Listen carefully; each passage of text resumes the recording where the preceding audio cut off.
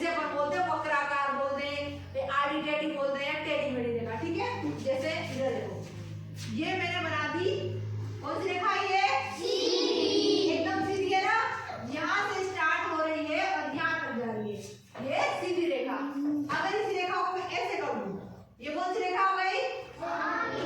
आड़ी रेखा। ये आड़ी रेखा ऐसी भी हो सकती है, ऐसी भी हो सकती है, ये सब कौन सी है? आड़ी रेखा है। अब बात करें तीसरी, कौन सी बच गई? टेढ़ी मेढ़ी है ना।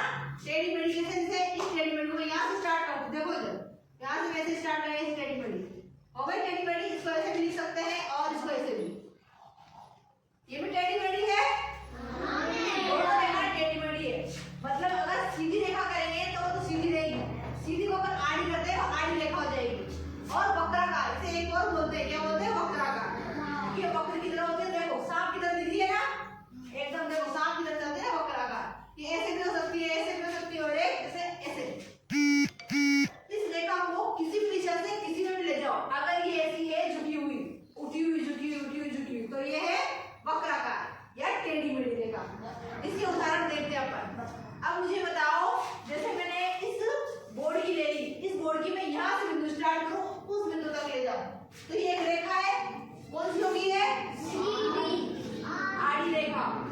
आड़ी रेखा, ठीक है, आड़ी रेखा बोल सकते हैं इसको। ठीक है, और इसके बाद इस बिंदु से इस बिंदु तक जाओ तो सीधी रेखा है, एकदम सरल रेखा बोल सकते हैं, सीधी रेखा। जैसे मैंने यहाँ पे मेरे पास पेज है, ठीक है, अगर मैं पेज को ऐसे रखती हूँ तो ये क्या है? आड़ी। और इसको ऐसे रखती हूँ तो सीधी। और मैं इसको ऐसे ऐसे ऐसे कर दूँ, ये कौन सी रेखा है? टेढ़ी मेढ़ी रेखा हो गई ना ये। इस कागज से अपन तीनों रेखाएं बना सकते हैं। अब जैसे मैंने एक बहुत कठोर चीज में बाल लकड़ी है, एकदम सीधी है, ये कौन सी रेखा है? सीधी रेखा है एकदम। समझ में आ रहा है तुम्हें? ये एकदम सीधी रेखा है ये। इसको अपन मोड़ नहीं सकते, देखो नहीं मोड़ी ना, तो इसकी एकदम सीधी रेखाएं बनेगी। हमेशा कठोर चीज की एकदम सीधी रेखा बनती है, उसे बोलते हैं अपन सरल रेखाएं बोल सकते हैं। ठीक है, अब मुझे बताओ, जैसे मैंने सीधी रेखाएं हैं ये, इनको अगर हम एक दूसरे से मिला दे तो क्या होगा? देखते हैं।